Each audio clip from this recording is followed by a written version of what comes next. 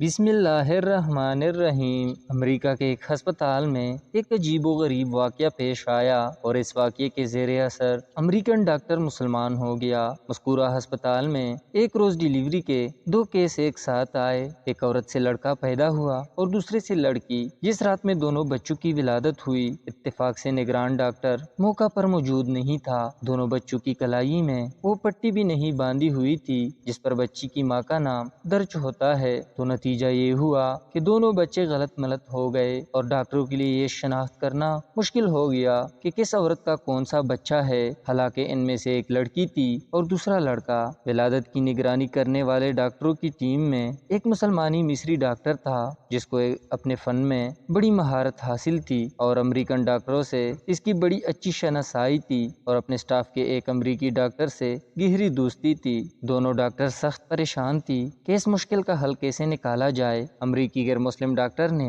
مصری ڈاکٹر سے کہا کہ تم تو دعویٰ کرتے ہو کہ قرآن ہر چیز کی تنبیہ و تشریح کرتا ہے اور اس میں ہر طرح کے مسائل کا احاطہ کیا گیا ہے، تو اب تم ہی بتاؤ کہ ان میں سے کون سا بچہ کس عورت کا ہے۔ مصری ڈاکٹر نے کہا کہ ہاں، قرآن حکیم بے شک ہر معاملے میں رہنمائی کرتا ہے اور میں اس سے آپ کو ثابت کر کے دکھاؤں گا، مگر مجھے ذرا موقع دیجیے کہ میں خود پہلے اس معاملے میں اطمینان حاصل کر لوں۔ چنانچہ مصری ڈاکٹر نے باقاعدہ اس مقصد کے لیے مصر کا سفر کیا اور جامعہ ازہر کے بعض شیوخ سے اس مسئلے میں استفسار کیا اور امریکن دوست ڈاکٹر کے ساتھ کی ہوئی اپنی بات چیت کی، روادات بھی پیش کی۔ ازہری عالم نے جواب دیا کہ مجھے طبی معاملات و مسائل میں ادراک حاصل نہیں، البتہ میں قرآن کی یہ آیت پڑھاتا ہوں، آپ اس پر غور و فکر کریں، اللہ تعالیٰ نے چاہا تو آپ کو اس مسئلے کا حل اس میں مل جائے گا۔ چنانچہ اس عالم نے درج ذیل آیات پڑھ کر سنائی۔ ترجمہ: مرد کا حصہ 2 عورتوں کے برابر ہے۔ مصری ڈاکٹر نے اس آیت میں غور و تدبر شروع کر دیا اور گہرائی میں جانے پر اسے مشکل کا حل بالآخر مل گیا۔ چنانچہ وہ لوٹ کر امریکہ آیا اور اپنے دوست ڈاکٹر کو اعتماد بھرے لہجے میں بتایا کہ قرآن نے ثابت کر دیا ہے کہ ان دونوں میں سے کون سا بچہ کس ماں کا ہے۔ امریکن ڈاکٹر نے بڑی حیرت سے پوچھا